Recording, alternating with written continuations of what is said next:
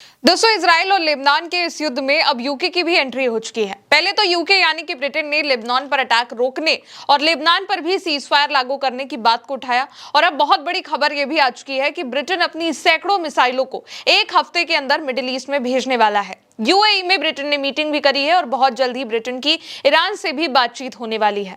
दोस्तों, बीते 2 दिनों से इजराइल लेबनान पर भयंकर अटैक कर रहा है। वहां के गांवों को निशाना बना रहा है, लोगों के घरों को उड़ा रहा है, मिसाइल अटैक कर रहा है, रॉकेट दाग रहा है, बम दाग रहा है और ये सब सीज फायर के बाद हो रहा है।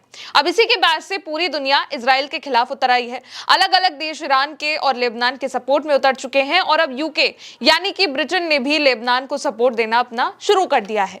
ब्रिटेन के प्रधानमंत्री कीर स्टारमर ने लेबनान पर इजराइल के लगातार हमलों के बारे में कहा है कि ये हमले गलत हैं, ऐसा नहीं होना चाहिए, इन्हें तुरंत बंद होना चाहिए और ये मेरा अपना ओपिनियन है और दृढ़ मत है। इसके अलावा ब्रिटेन के विदेश सचिव वियट कूपर ने भी कहा कि इजराइल द्वारा लेबनान पर की गई बमबारी और हमले बहुत ही नुकसानदायक हैं और इससे अमेरिका और ईरान के बीच चल रहे युद्ध विराम के अस्थिर होने का भी खतरा है। हम ये चाहते हैं कि लेबनान को भी इस युद्ध विराम में शामिल किया जाए। हम चाहते हैं कि युद्ध विराम का विस्तार लेबनान तक हो, क्योंकि इससे पूरे क्षेत्र में अस्थिरता फैल जाएगी और इसीलिए लेबनान पर यह जो अटैक हो रहा है वो इजराइल को तुरंत रोक देना चाहिए। ये बात ब्रिटेन की ओर से कही गई। इसके अलावा यह भी कहा गया कि कल इजराइल की ओर से जो तनाव बढ़ा वो बहुत ही नुकसानदायक था और हम शत्रुता का अंत देखना चाहते हैं। यानी कि कुल मिलाकर ब्रिटेन ने यहाँ पर साफ और क्लियरली कह दिया कि वो इजराइल के द्वारा जो लेबनान पर अटैक किया जा रहा है उसका कोई भी सपोर्ट नहीं करते हैं। और यहाँ पे ये भी इस बात का जिक्र किया गया कि लेबनान पर जो अटैक हो रहा है वो तुरंत बंद होना चाहिए और लेबनान को भी सीज फायर में शामिल किया जाना चाहिए। अब एक बार फिर से इजराइल के खिलाफ ब्रिटेन आ चुका है। ब्रिटेन लगातार इजराइल के हमलों को गलत बता रहा है, उन्हें रोकने को कह रहा है और सीज फायर में लेबनान को जोड़ने की बात कर रहा है। अब जो बड़ी खबर है वो ये है कि ब्रिटेन मिडिल ईस्ट में अपने हथियारों का जखीरा भेजने वाला है, वो भी अचानक। ब्रिटेन के रक्षा मंत्री जॉन हीली ने कहा है कि कुछ ही हफ्तों में सैकड़ों इंटरसेप्टर मिसाइलें मिडिल ईस्ट में भेजी जाएंगी। रक्षा सचिव ने यह घोषणा करी है कि कैम्ब्रिज एरोस्पेस ब्रिटेन की सशस्त्र सेनाओं और खाड़ी देशों के साझेदारों को नए इंटरसेप्टर मिसाइल और लॉन्चर की आपूर्ति करने वाली है। स्काई हैमर नामक ये इंटरसेप्टर मिसाइल है जो कि शाहेद शैली के हमलावर ड्रोनों का मुकाबला करने के लिए डिजाइन करी गई है। शाहेद ड्रोन जिसका इस्तेमाल ईरान लगातार कर रहा था, शाहेद 136 ड्रोन जिससे कई अमेरिकी बेसेस को उसने निशाना भी बनाया था।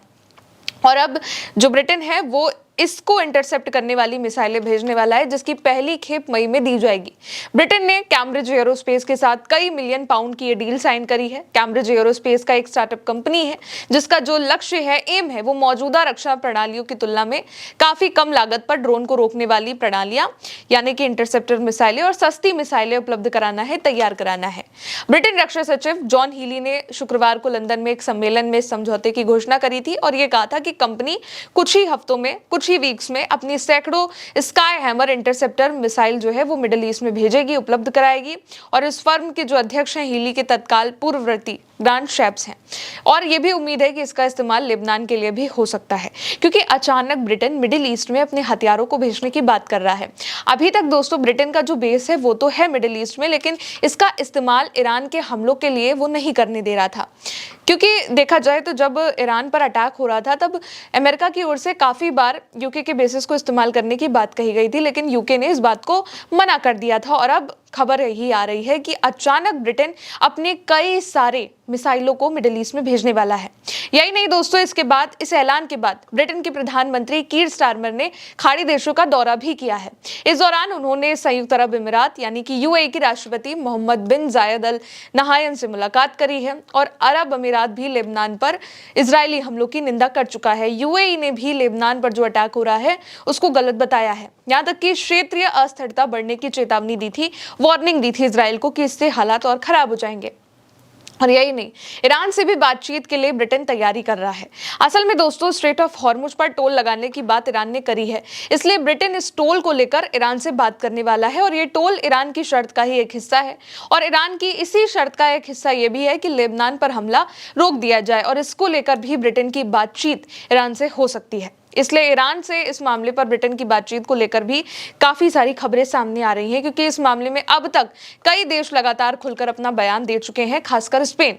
और यही बात ब्रिटेन की अगर शुरू होती है तो ये मिडिल ईस्ट में, क्योंकि अचानक ब्रिटेन अपने हथियारों को भेज रहा है, फिर अचानक यूएई में मीटिंग कर रहा है, फिर अचानक ईरान से भी उसकी मीटिंग संभवतः हो सकती है। और दोस्तों, ब्रिटेन की बात करी जाए तो वो शुरू से ही इस वॉर में ट्रंप की तरफ से काफी कुछ उसको सुनना पड़ा है, क्योंकि ईरान के खिलाफ इस जंग में ब्रिटेन ने ट्रंप का कोई सपोर्ट नहीं किया। जो ट्रंप ने चाहा वो ब्रिटेन ने नहीं माना, जैसे कि पहला मिलिट्री बेस का इस्तेमाल। ऑफेंसिव स्ट्राइक्स के लिए इस जंग की शुरुआत में ही ट्रंप ने मांग करी कि यूके के डिएगो गार्सिया, जो कि इंडियन ओशियन में है, और आरएएफ एयरफोर्स, जो कि यूके का बेस है, उसको ऑफेंसिव वॉर स्ट्राइक्स के लिए दे दिया जाए, यूएस को, अमेरिका को इस्तेमाल करने के लिए। लेकिन इसको जो है ब्रिटेन ने डिनाई कर दिया, अनुमति नहीं दी, क्योंकि अटैक ईरान के खिलाफ थे। इसके बाद ट्रंप भड़के तो बाद में सिर्फ डिफेंसिव पर्पस, जैसे कि ईरानियन मिसाइल्स को डिग्रेड, इंटरसेप्ट या फिर शिप्स पर हमलों के बचाव के लिए लिमिटेड परमिशन के साथ ईरान के खिलाफ दिया गया, ब्रिटेन ने दिया। इसके अलावा एनर्जी, सिविलियन इंफ्रास्ट्रक्चर पर स्ट्राइक्स के लिए बाद में भी ब्रिटेन ने अपनी एयरबेस का इस्तेमाल करने अमेरिका को नहीं दिया। इसके अलावा यूके ने यूएस इजरायली ऑफेंसिव स्ट्राइक्स में हिस्सा भी नहीं लिया। ब्रिटिश फोर्सेस सिर्फ डिफेंसिव रोल में रही, ग्राउंड ट्रूप्स या फिर वाइडर वॉर में उनकी कोई ज्वाइनिंग नहीं रही और कोई मांग नहीं मानी। और ली कीर स्टारमर ने इस बात को साफ भी कहा था कि we will not be drawn into the conflict, यानी कि हम इस वॉर में नहीं थे और ना ही हम शामिल होंगे। इसके अलावा यूके ने regime change from the skies को भी रिजेक्ट किया, डिप्लोमेसी और द डी एक्सकलेशन पर जोर दिया, जबकि यूएस ट्रंप की तरफ से ज्यादा एग्रेसिव अप्रोच था। इसके बाद दोस्तों डोनाल्ड ट्रंप भड़के भी। उन्होंने कहा कि we don't need people that join war after we already won. Trump ने ट्रुथ सोशल पर लिखा कि the United Kingdom, our once greatest ally, is finally giving serious thought to sending 2 aircraft air carriers. That's okay prime minister Starmer, we don't need them any longer but we will remember. यानी कि उन्होंने कहा कि UK मदद तब दे रहा है जब युद्ध लगभग जीत लिया गया। इसके बाद ट्रंप ने लिखा कि I am not happy with the UK और very disappointed in Keir Starmer, with Keir Starmer. यानी कि उन्होंने कहा कि जो ये रिलेशनशिप था हमारा यूके के साथ, ब्रिटेन के साथ, वो हमें अच्छा नहीं लगा और यूके का ये रवैया हमें पसंद नहीं आया। यूके का जो रिलेशनशिप था, यूके का जो व्यवहार था इस युद्ध के दौरान, वो उन्हें नहीं अच्छा लगा। दैट वाज नॉट ओके, ये जो है डोनाल्ड ट्रंप की ओर से कहा गया। और डोनाल्ड ट्रंप ने इसको वेरी सैड भी बताया कि यूके को अनकॉर्पोरेटिव बताया। और अब एक बार फिर से इस युद्ध में ब्रिटेन की एंट्री हो चुकी है और खबर भी आ गई है कि ब्रिटेन काफी बड़े नंबर में अपनी मिसाइलें भेज रहा है मिडिल ईस्ट में, जिनका इस्तेमाल मिडिल ईस्ट इंटरसेप्शन में करेगा। और ब्रिटेन लेबनान पर हो रहे अटैक के विरोध में भी है, इसलिए कहा यह भी जा रहा है कि ब्रिटेन इन मिसाइलों से लेबनान को भी मदद कर सकता है। और अगर ऐसा होता है तो ये इजराइल के लिए बहुत बुरी और बहुत बड़ी भी खबर है, क्योंकि इस युद्ध की शुरुआत से ही जब ईरान पर अटैक हो रहा था तब भी ब्रिटेन ने अपने बेसिस का इस्तेमाल अमेरिका को ईरान पर अटैक करने के लिए नहीं दिया था।